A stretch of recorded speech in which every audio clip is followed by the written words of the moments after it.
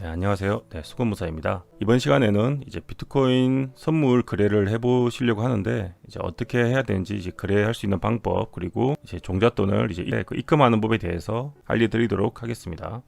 가장 많이 사용하는 거래소가 이제 바이낸스 거래소나 이제 바이비트 거래소가 되는데요. 이 바이낸스 거래소나 바이빗 거래소로 이제 자금을 넣으려면 이쪽에서는 이제 외국 거래소이기 때문에 우리 원화에 대한 원화 입금이 되지 않습니다. 원화 입금이 안 되니까 어떻게 넣어야 되냐면 이제 코인 중에서 속도가 가장 빠른 코인이 이제 리펄이라고 할 수 있는데 간단하게 어떻게 하면 되냐면 이제 국내 거래소에서 일단 업비트나 빗썸에서 이제 가입을 하시고요.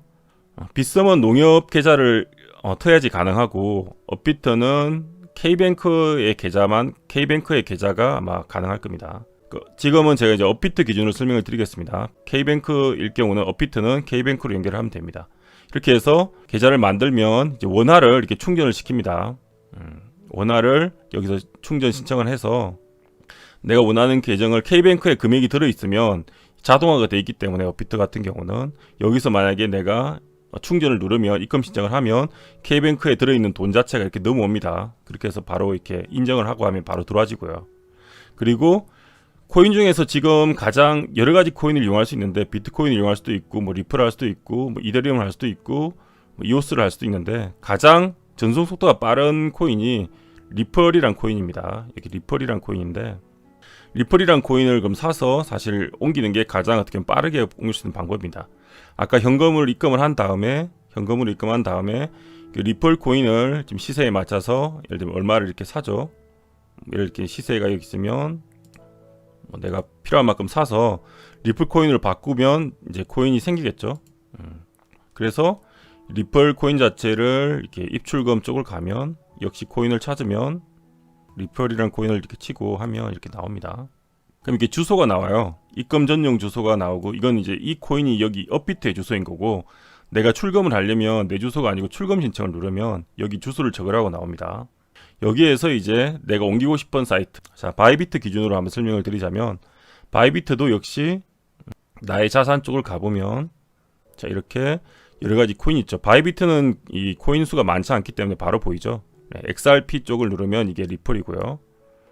XRP 쪽을 누르면 리플이고 그리고 입금이 있고 출금이 있습니다. 역시 입금을 누르면 이런 식으로 약간 주의 메시지가 뜨고요. 입금 주소와 데스티네이션 태그를 같이 입력하라고 뜹니다. 동의를 한다고 누르고요. 위에 게 주소고 밑에 게 태그인데 이걸 각자 또 복사를 해서 똑같이 업비트에다가 이렇게 넣고요. 그리고 데스티네이션 태그를 복사해서 업비트에다가 이렇게 넣습니다. 그리고 내가 보낼 수량을 지정을 하고 내가 자산이 없으면 당연히 출금 가능 금액이 초과했다고 나오죠. 지금 저는 리플을 안 갖고 있기 때문에 이렇게 나오는데 임시적으로 리플을 사서 이렇게 바로 보내는 게 좋습니다. 그렇게 하고 체크를 해서 보내시면 됩니다. 보낸 내용은 이제 출금 내역이나 입금 내역을 보면 이렇게 확인할 수가 있어요. 이렇게 들어온 내역들 여기서 이제 코인을 골라서 보면 확인할 수가 있습니다. 만약에 보내면 여기 출금 내역에 뜨겠죠. 그래서 그렇게 확인하시면 되고 리플 코인은 참고로 이제 보내는데 업비트 같은 경우는 이 업비트 내에서 승인을 해주는데 한 몇 분 정도 걸리고요. 그리고 실제로 리플 코인이 전송되는 데는 거의 뭐 한 20초 정도밖에 안 걸리기 때문에 거의 몇 분 내로 이 코인 자체가 전송이 됩니다. 그래서 리플 코인을 쓰라는 거고 수수료 자체도 좀 저렴하기 때문에 수수료도 거의 1 XRP밖에 안 들죠. 그래서 실제로 많이 이용을 합니다. 리플 코인을. 비트나 이제 이더리움 같은 경우는 좀 전송이 비트는 특히 더 많이 오래 걸리고 수수료도 거의 뭐 3만원, 이더리움이 거의 15,000원 이렇게 비싸기 때문에 보통은 리플 코인으로 하시는 게 제일 무난하고 좋다고 볼 수 있습니다. 자 이렇게 만약에 리플 코인 이제 받으면은 이제 어떻게 해야 되냐면 우리가 거래할 종목 자체가 이제 USDT 무제한 계약으로 할 거기 때문에 USDT 기반으로 할 거예요. 그래서 이 USDT로 바꿔줘야 됩니다. 근데 이제 바꾸는 게 좀 편하게 돼 있는 게 내 코인이 있으면 여기 코인 이 우측 상단을 보면 코인 교환이라는 게 있어요. 여기를 눌러주시면 현재 시세로 교환을 하는 겁니다. 내가 가진 XRP 코인을 USDT로 이렇게 바꾸면 현재 시세 막 100% 선택해서 견적을 받으면 얼마에 교환을 해주겠다고 이렇게 뜹니다. 그래서 XRP를 USDT로 바꾼 다음에 바꿔서 그럼 얼마가 생기겠죠? 그걸 가지고 이 무기한 계약에 들어가서 이 종목이 있죠. 종목 중에서 BTC USDT 무기한 계약을 하면 여기에 이제 내가 가진 코인만큼 USDT의 수량이 표시가 됩니다. 그래서 일단 거래를 하시면 되고요.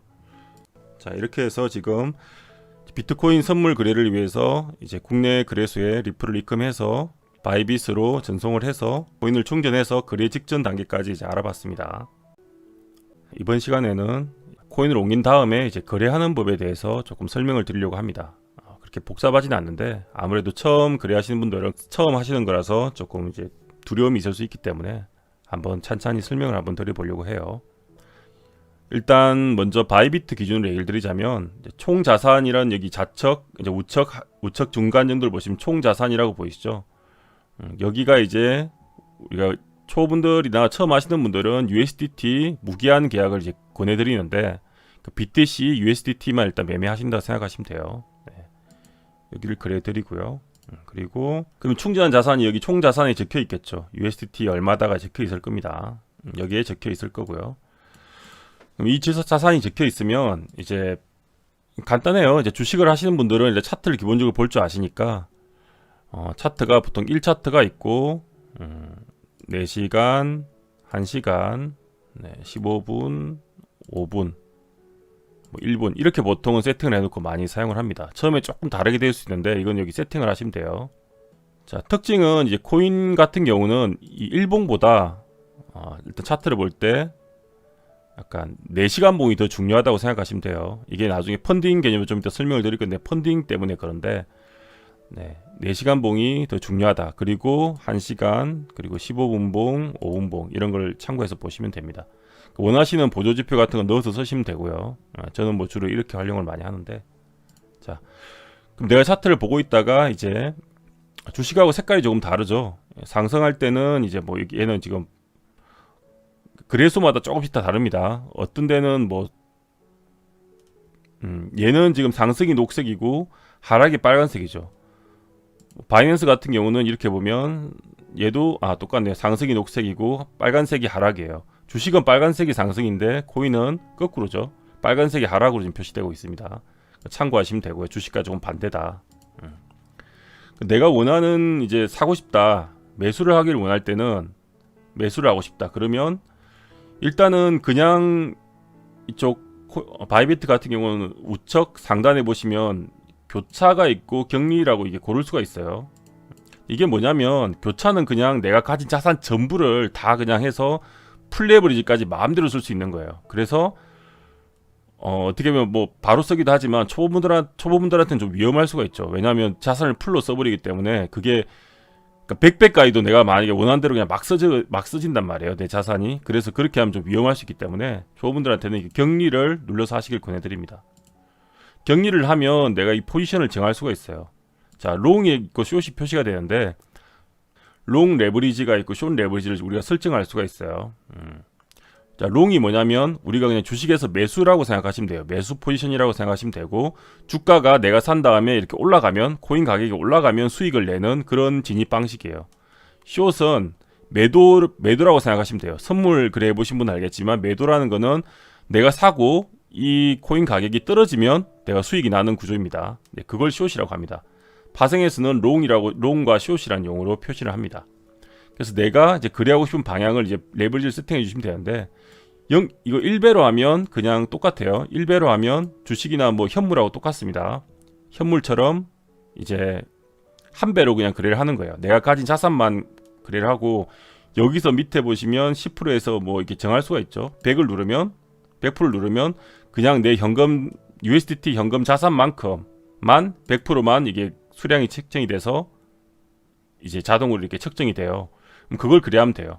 근데 이제 내가 레버리지를 쓰고 싶다. 내가 만약에 1000만 원을 가지고 있는데 예를 들면 3000만 원치를 사고 싶다. 그럼 롱을 내가 매수를 할 거면 3배 롱을 쓰면 뭐 숏도를 같이 세팅하면 되겠죠. 자, 이렇게 되면 여기 100을 눌렀을 때 내가 자산이 100만 원을 넣었다고 치죠. 그러면 크게 안고 100만 원을 넣었다고 치면 이 100%를 눌렀을 때 300만 원까지가 바로 맥스로 체결이 되는 거예요. 300만 원까지가 살 수 있게 됩니다. 세팅이 되는 거예요. 그러니까 그러니까 3배를 산다는 얘기죠. 이게 이제 레버리지가 넓을수록 10배면 당연히 100만원을 넣고도 1000만원치를 살 수 있다는 개념이고, 반대로 숏은 1000만원치를 매도를 칠 수 있다는 개념이 되는 거예요.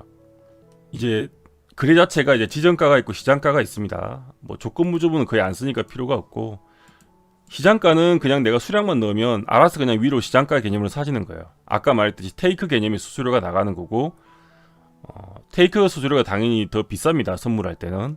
메이크라고 지정가가 싸기 때문에 가능하면 지정가를 많이 이용할수록 좋죠. 자, 근데 지정가에서 이제 주식하고 좀 다른 점은, 주식 같은 경우는 이렇게 걸고 사면 지정가죠. 내려와 체결되면. 그리고 이렇게 위로 사도 지정가라고 생각을 하는데, 코인 선물에서는 위로 이렇게 내가 걸어서 얼마 이렇게 매수를 누르는 매도를 누르면, 위로 눌러서 누르면은 이거는 시장가 개념이 돼버려요. 바로 체결되면.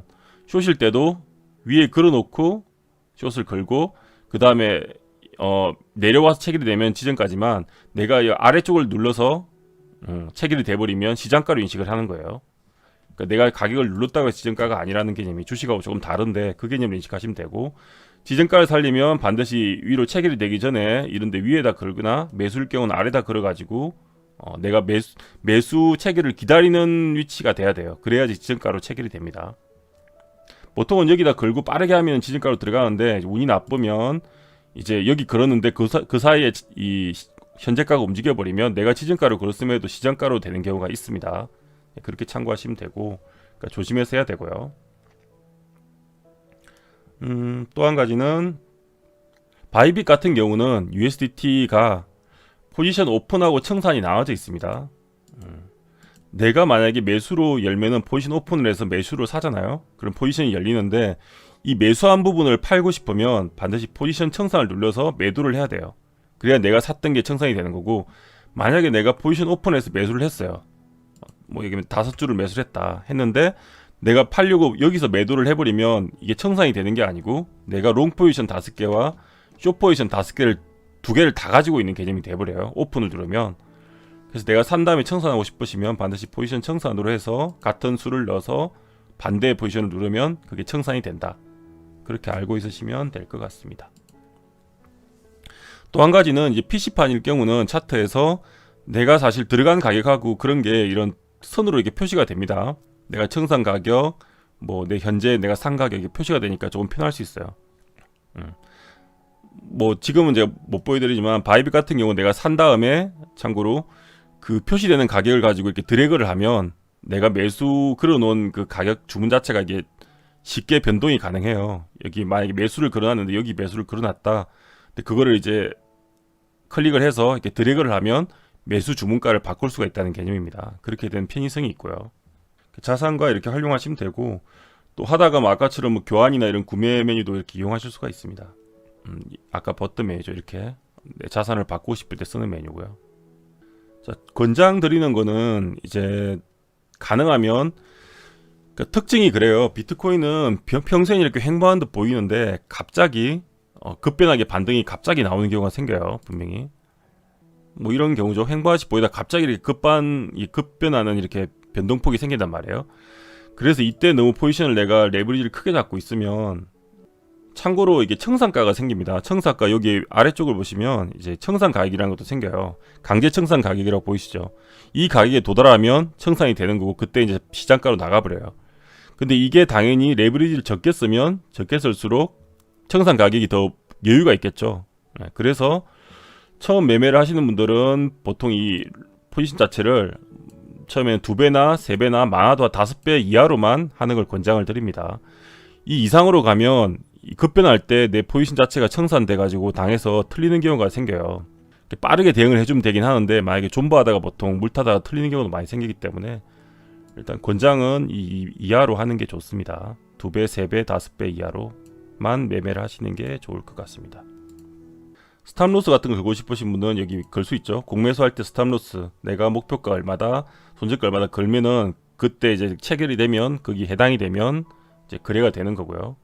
공매도를 걸고 싶으면 이런 식으로 걸고 하면 되겠죠.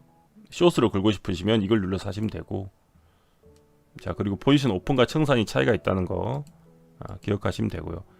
격리로 매매하시면 되겠습니다.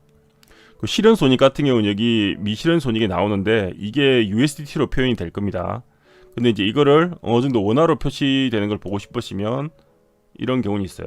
내 자산 계정 보안에 들어가셔서 네 클릭 계정 보안에 들어가서 여기에 설정에 가면 등가 통화라는 부분이 있는데 이거를 한국 원화로 바꾸시면 처음엔 원화가 아닐 거예요. 원화로 바꾸면 자산이 원화로도 표기가 어느 정도 됩니다. 그걸 참고해서 활용하시면 되고요. 보통 원화를 추천드립니다. 처음에는 거래하실 때 큰 금액 넣지 마시고 혹시 하시고 한 10만원 정도만 넣어가지고 어떤지 보세요. 뭐 청산 당해도 크게 부담 없는 정도 해서 거래하시면 될 것 같고, 여기 아래에 이게 다 표시가 됩니다. 이게 뭐 포지션에 대해서 지금 원재 수량이 얼마고 다 표시가 되고, 뭐 이렇게 강제 청산 가격도 표시되고 내가 산 가격 뭐 쭉 표시가 되니까 손절매 가격도 표시가 되고요. 자, 생각보다 간단하죠. 자, 여기 호가창 쪽을 보면 이게 물량이 걸려 있는 게 보이시죠? 여기서 이게 이제 제도권의 모두가 거래소가 동기화된 게 아니고 사슬 거래소라 그랬잖아요. 비트코인 쪽은. 그래서 그 평균 시장 평균가라는 게 존재해요. 여기 시장 평균가라고 있습니다. 여기 깃발 모양을 보시면 중간에 이쪽은 지금 이 거래소에 대한 가격이고 이쪽은 시장의 평균가예요. 그러니까 큰 거래소들의 현재 그 비트코인이면 이 비트코인의 평균을 낸 가격인데, 참고로 로스컷 강제 청산 가격은 이 시장 평균가를 기준으로 나갑니다. 시세가 뭐 이 거래소가 갑자기 이상 급등을 할 수도 있고 빠질 수도 있잖아요. 근데 거기 기준으로 나가는 건 아니고 여기 시장 평균가를 기준으로 로스컷이 나간다는 점을 마지막으로 참고하시면 되겠습니다. 자, 그러면 바이비트에 대해서 지금 거래 방법에 대해서 설명을 드렸고요.